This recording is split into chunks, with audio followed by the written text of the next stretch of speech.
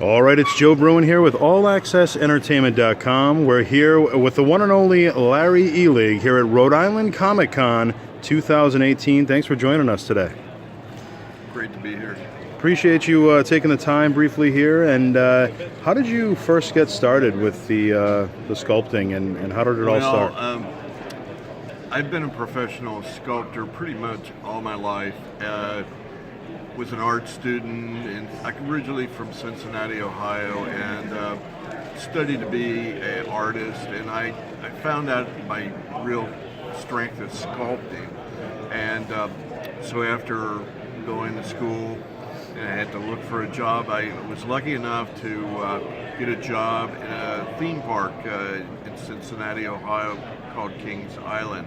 In their art department, they needed a sculptor, and basically what I would be doing is working in something called foam, like styrofoam, and doing life-size people, horses, 30-foot signs, anything for the theme park to dress up a ride, a roller coaster, or a haunted house, that sort of thing. Oh, wow. And you have pieces on display here at Rhode Island Comic Con. Obviously, you're a regular at all the cons. How long does it take for a piece? Obviously, it varies by size. Well, really, it would depend. Like something like Vincent Price here, it might only take several days. The hardest thing about that is getting a portrait likeness, and sometimes it comes fast. Other times, it takes it's a little bit of a struggle. A little easier for me to do a monster, it's something out of my imagination. But when you're doing portraits like Vincent Price or Boris Karloff or Bela Lugosi, it takes a little bit of time. But average could be about several days to several weeks. And once the sculpting is done, what's the process beyond that? Well, basically, this is, you can see right here, I'm doing several I use something called now a super sculpey. It's like a polymer clay. And basically, I'll start with aluminum foil armature so it holds a shape. And then I take modeling tools and clay, and I just basically photographs and I use those to get a likeness.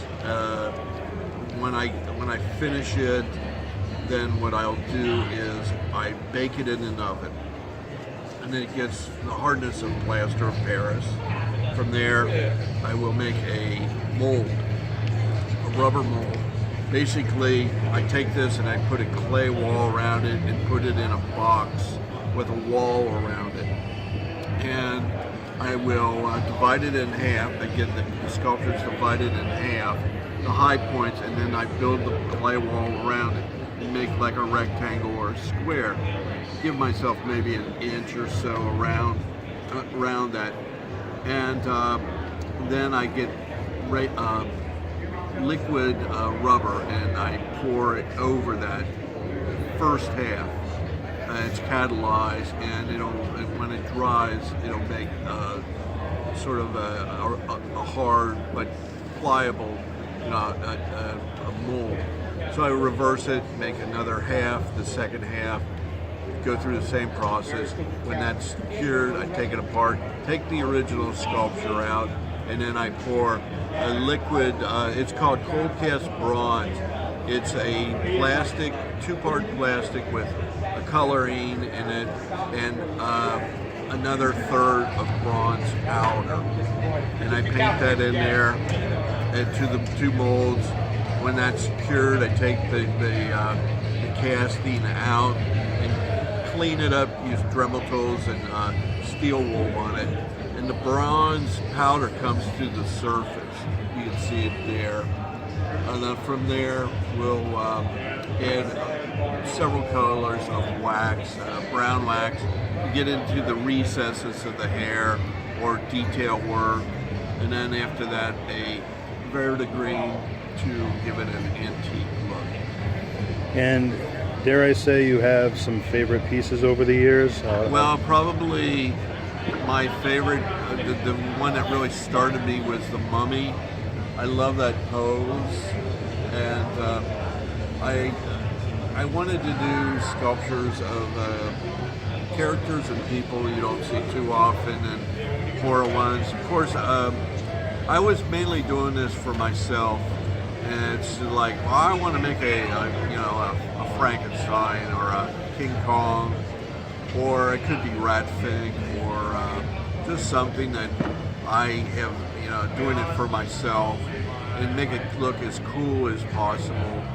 I want somebody, when they see it, to really like it right off the bat, and so that's where I've been going for about 4 years now. I worked for years in the toy business, theme park business, and made a good living. And now, besides freelance work, I'm primarily making these, going to the different shows. It's a lot of fun.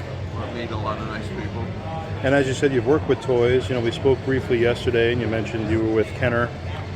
What years were you with Kenner, and what was that whole experience like? Well, I worked at theme park for 8 years, Kings Island, and then from there in 1980, I got a job at Kenner Toys in Cincinnati, Ohio, and they made at the start. They were doing Star Wars, the first action figures for that. So I got in 1980. They were just about ready to do the third film, Return of the Jedi. So I did a lot of the figures for that. I did the Emperor and Jabba the Hutt, Nien Luke with Stormtrooper outfit, and a lot of the micros, Play-Doh. But I was a staff sculptor, so we worked on not just Star Wars, but lots of other lines you probably wouldn't remember. There was Strawberry Shortcakes and Girls Toys and Care Bear. We tried to do Indiana Jones and did the Bald German there, and worked on a few play sets that never really hit the shelves. We would work on a number of other lines. There would be Silverhawks and Superpowers, Centurions. Over the years, it wasn't like we were always working on something like Star Wars. We would just go from one line to the next, maybe 2 months on one, and then go over to, they'd start a new line. Okay, we're going to work on we have doing the Beetlejuice the movies, or Bill and Ted. They'd get some big lines, such like the Real Ghostbusters, the cartoon line, and things like we developed Mask in-house, which was very popular. Little figures I made for transforming vehicles. That was fun because we developed that in-house. Then we do films such like Aliens, Predator, Jurassic Park, Robin Hood. They got licensed to Batman, the movies, and also animation Batman. Over the years, there was Starting Lineup also. That was really big. But I was an in-house sculptor. I was assigned a lot. There'd be a sculpting manager that would give us projects to work on. I might get a certain figure, be working on that for several weeks, and then some other that was and after there was periods where you'd be assigned an entire line. And in the mid-90s, I actually I didn't really want to do it. I loved just to sculpt, but became a sculpting manager, and I had to oversee like Batman for a number of years, and Titan AE, the movie, Jurassic Park 3, and that was fun. But you had to when you're dealing with Batman, you would have to get licensor approval, and there was a lot of skullduggery. I'd have to also oversee a lot of work at different sculpting vendors, deal with schedules, and it was not always the most fun in the world. Sure. A lot of overtime.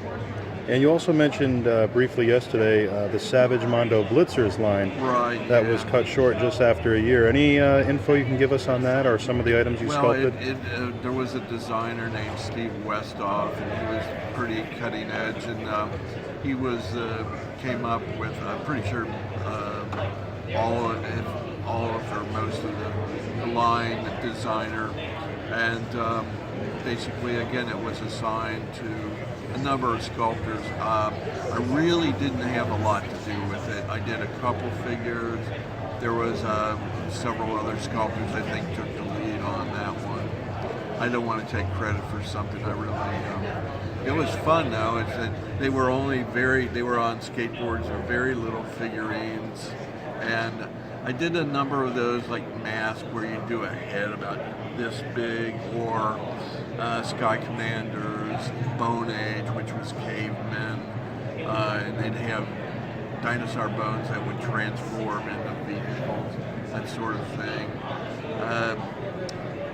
Occasionally, we would do very small figurines, but something like Micro Star Wars, they actually sculpted those 4:1, and they reduced them down, but they started quite a lot larger. They would actually pantograph those, cut them into steel from our hard copies.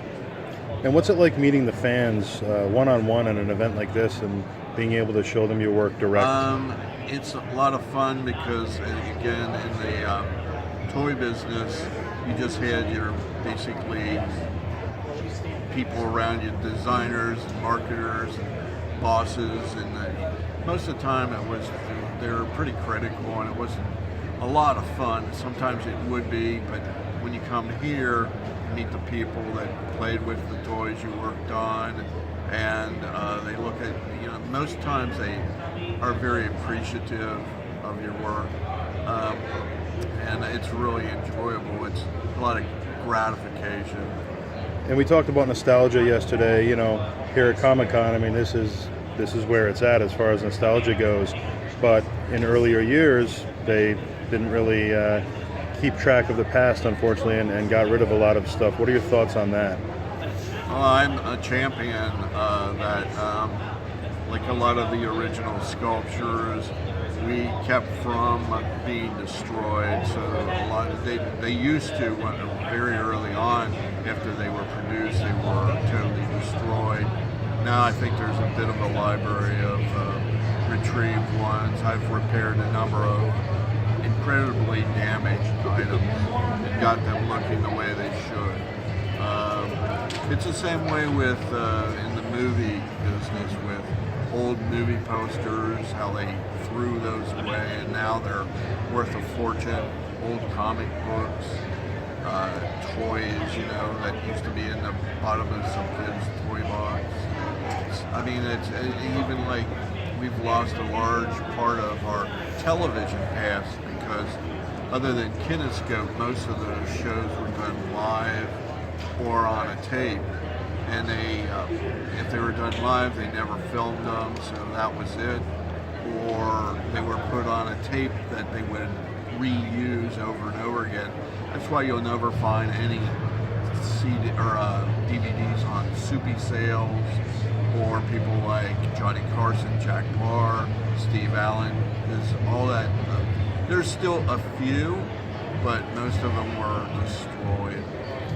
And where can fans find you as far as website or anything like that? I have a just lawrenceelig.com website, and you can usually see a lot of my work there. I really don't do a lot other than the flyers I give out, online business. Usually it's just at shows.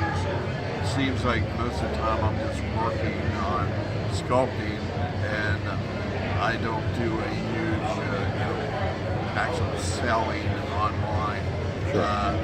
Need to work on that. And in closing, is there a piece that stands out over the years that was just the most difficult to produce and took the longest? One I sold, it's not here, but another one would probably be over here would be the H.P. Lovecraft, in the Mountains of Madness.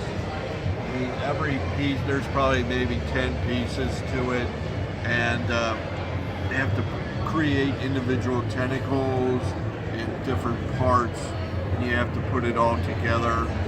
So that's pretty time consuming, and whereas just like Vincent Price, it's pretty easy, straightforward sort of thing. Well, Larry, we thank you so much for taking the time Great, today it's been a pleasure. here at Rhode Island Comic Con, and best of luck, and we'll see you at the next one. All right, thank you very much.